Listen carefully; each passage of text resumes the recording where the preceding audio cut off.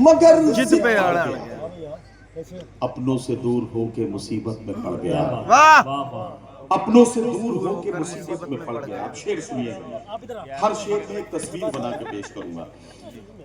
वो शख्स बाअमल था मगर जिद पाड़ गया, अपनों से दूर होके मुसीबत में पड़ गया। मिट्टी से अपनी जो भी वफाएं न कर सका, मिट्टी से अपनी जो भी वफाएं न कर सका, वो पेड़ आंधियों में जड़ों से उखड़ गया। बहुत खूब सर, बहुत खूब, बहुत खूब, बहुत खूब। मिट्टी से अपनी जो भी वफाएं न कर सका, वो पेड़ आंधियों में जड़ों से उखड़ गया। वो पेड़ आंधियों में जड़ों से उखड़ गया। गिलानी साहब कहाँ बैठे हैं? वो पेड़ आंधियों में जड़ों से उखड़ गया। उसने भी सबके साथ मेरी की मुखालिफत। वाह, क्या बात है। मिसरे की हिफाजत कीजिएगा। बिल्कुल। उसने भी सबके साथ मेरी की मुखालिफत, जिसके लिए मैं सारे जमाने से लड़ गया। उसने भी सबके साथ मेरी की मुखालिफत, वाह, जिसके लिए मैं सारे जमाने से लड़ गया। और जिस दिन मेरे उरूज की उसने खबर सुनी, जिस दिन मेरे उरूज की उसने खबर सुनी, उस दिन से उसका ज़हनी तवाज़ुन बिगड़ गया। सर दोबारा की उसने खबर सुनी, वाह, उस दिन से उसका ज़हनी तवाज़ुन बिगड़ गया। वाह। ब्रदर अजीज, आदिल रशीद साहब ने एक गजल का मेरे नाम एक मतला 2 शेर पढ़ने का हुक्म दिया है, वो पढ़ देता हूँ और आपकी ज़हमत तमाम। मतला इस हवाले के साथ पढ़ता हूँ, बल्कि ये शेर मुझे खास तौर से सुनाना है।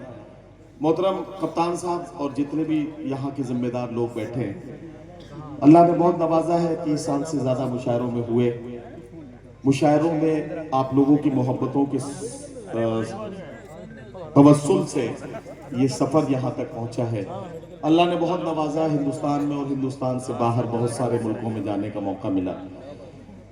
एक वर्ल्ड रिकॉर्ड मेरे दामन में आया, और वो वर्ल्ड रिकॉर्ड मेरे दामन में इस तरह से आया कि कप्तान साहब, मैं एक बार गूगल पे सर्च कर रहा था कि दुनिया का सबसे बड़ा लिटरेरी इवेंट कहाँ हुआ।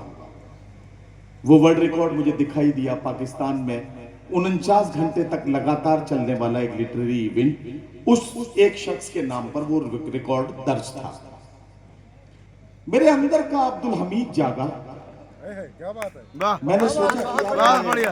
कुछ नहीं कर सकता हूँ, मैं सिर्फ एक कलम ही मेरे पास एक औजार और हथियार है, तो मैं कुछ ऐसा कर सकता हूँ कि ये रिकॉर्ड जो आज पाकिस्तान के नाम है, इस रिकॉर्ड पर पाकिस्तान का झंडा नहीं बल्कि मेरे मुल्क का तिरंगा होना चाहिए। वाह, वाह, यहाँ से मेरे अंदर वो हौसला, वो जज्बा पैदा हुआ, और 49 घंटे के वर्ल्ड रिकॉर्ड को आप सबकी दुआओं से मैंने 102 घंटे 23 मिनट तक चलने वाले दुनिया के लॉन्गेस्ट लिटरेरी इवेंट के वर्ल्ड रिकॉर्ड के साथ उस रिकॉर्ड को तोड़ा है।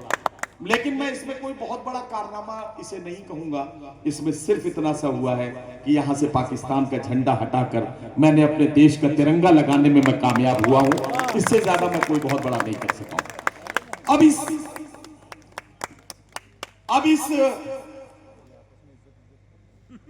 पस मंजर में मैंने ये बातें इसलिए बताई है कि इस गजल में जो एक शेर आ रहा है, इस पस मंजर में आप इसे समझेंगे।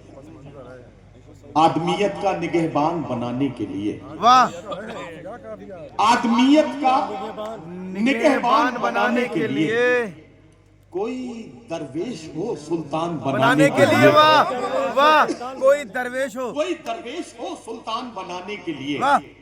अब शेर सुने पीलीभीत के, कोई दरवेश हो सुल्तान बनाने के लिए, तेरी तस्वीरें लगा रखी हैं दीवारों पर, वाह, तेरी तस्वीरें लगा रखी हैं दीवारों पर। मैंने कमरे को परस्तान बनाने के लिए, मैंने कमरे को परस्तान बनाने के लिए तेरी तस्वीरें लगा रखी है दीवारों पर। मैंने कमरे को परस्तान बनाने के लिए, मेरी किस्मत की ये दुनिया मुझे पहचानती है, मेरी किस्मत की ये दुनिया मुझे पहचानती है। लोग मर जाते हैं पहचान बनाने के लिए।